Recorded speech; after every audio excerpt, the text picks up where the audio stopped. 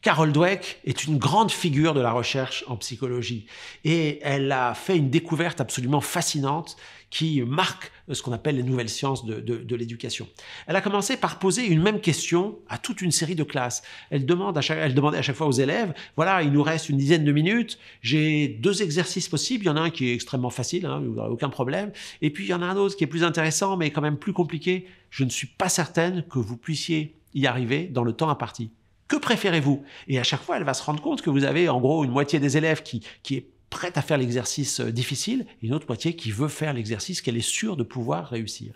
Et donc, Carol Dweck va se demander d'abord, est-ce qu'il y a des conséquences? Oui, il y a des conséquences. Ces recherches montrent que ceux qui sont prêts à se mettre en difficulté réussissent mieux à l'école et voient leurs notes progresser dans les trimestres qui suivent, alors que ceux qui vont au plus facile, eh bien, vont avoir des notes qui vont se dégrader.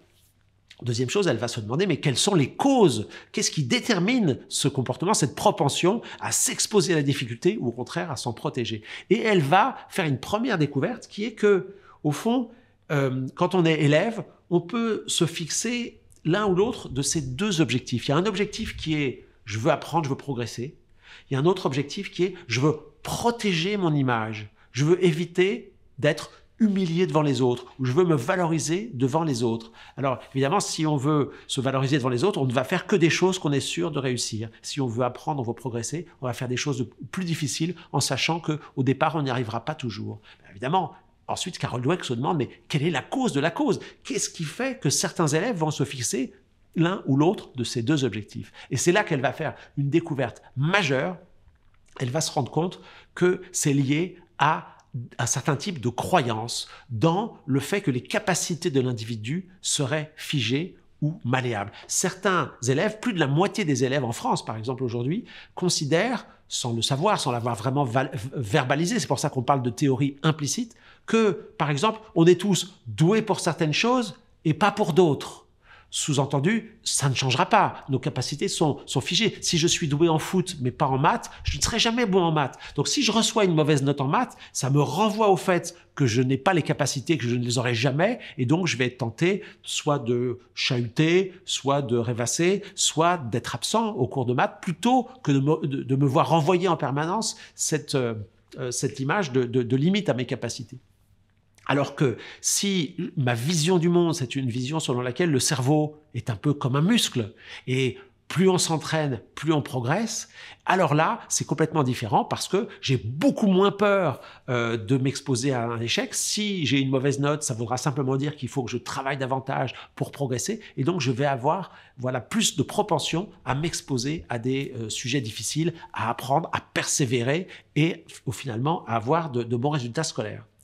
Alors donc la question qui se pose alors à Carol Dweck, c'est est-ce qu'on peut aider des élèves à passer d'une théorie implicite selon laquelle les capacités seraient figées à une autre théorie implicite selon laquelle les capacités de l'être humain seraient malléables, le cerveau serait comme un muscle. Et elle va découvrir que pour faire ça, il faut non pas, comme on pourrait l'imaginer, toute une vie ou des années ou des mois ou des semaines, mais simplement des séances très courtes pendant lesquelles on va suivre un certain nombre d'étapes qui ont été mises au point par la recherche. Et par exemple, on va exposer les élèves à des images animées de cerveau pour leur montrer que quand quelqu'un apprend de façon très intensive quelque chose, eh bien, certaines parties du cerveau grossissent. Certaines circulations d'informations au sein du cerveau se systématisent et s'accélèrent. Et donc, le cerveau est plastique, le cerveau est malléable. Et quand les enfants voient ça, cela contribue à une évolution de leur théorie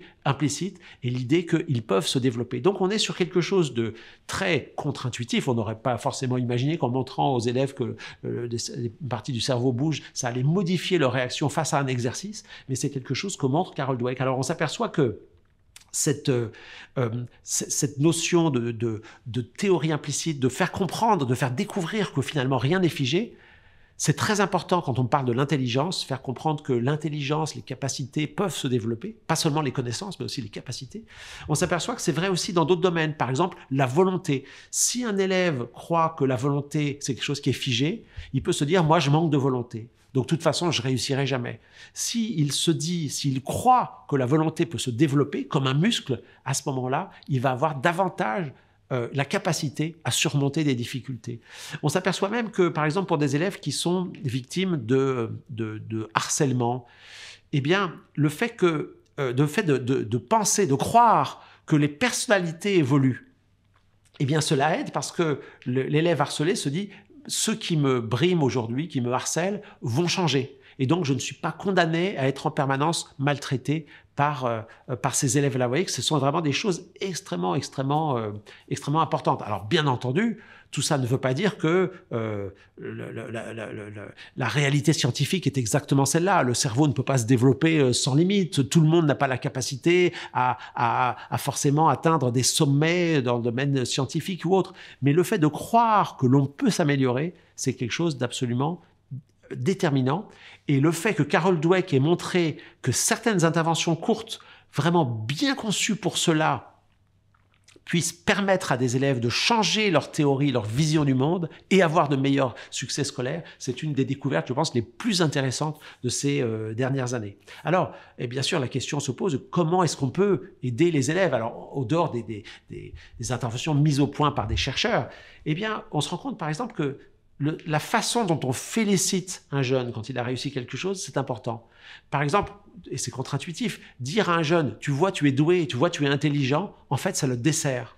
Parce que ça lui donne le sentiment que ses capacités sont figées. En fait, il a réussi dans un domaine parce qu'il est intelligent, parce qu'il est doué, mais ça va créer chez lui une anxiété à l'idée d'échouer dans ce domaine. Alors si on félicite un jeune en disant « c'est bien, tu as fait des efforts », eh bien là, on va plutôt encourager chez ce jeune une théorie des capacités malléables et cette idée que c'est l'effort qui permet d'atteindre le progrès. Et là, se pose aussi, comme toujours, la question des personnes que l'on donne en modèle aux jeunes. Il faut éviter de nourrir le mythe selon lequel des gens réussiraient parce qu'ils auraient un talent naturel et qu'aucun effort ne serait nécessaire, parce que même si cela peut arriver dans certaines disciplines ou dans le rap ou dans d'autres choses, eh bien dans beaucoup de disciplines de la vie, des disciplines scientifiques, des disciplines artistiques et d'autres, eh bien c'est effectivement l'accumulation de travail qui permet à l'individu de développer non seulement ses connaissances, mais ses capacités. Voilà ce qu'on pouvait dire en quelques mots en introduction de cette science absolument fascinante des théories implicites.